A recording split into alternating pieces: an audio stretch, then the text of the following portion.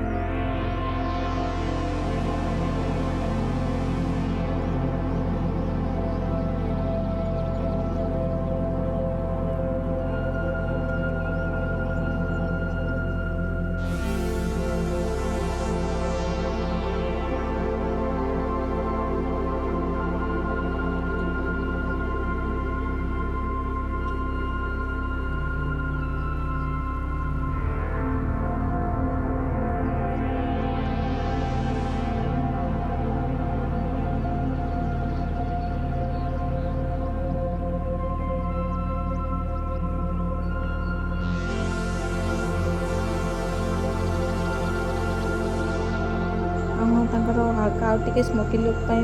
काजल भी अप्लाई करी मोटे यूरोपियन काजल यूज कर हल्का आउ टे लाइटली आउ टे अधिक स्मोकी देखा आईज हल्का मु काजल यूज कर तो आप गाढ़ पसंद गाढ़ भाव भी लगे पारे बहुत ही कम क्वांटिटी यूज कर आई मेकअप कंप्लीट हो जाए तो आई मेकअप पर आम लिप्स कलर चूज करते पिंधिक आसते साड़ी ड्रेस हेयर स्टाइल बहुत ही नॉर्मल रहिबो तो आप पूरा वीडियो बन देखो केमती कर हेयर स्टाइलटा।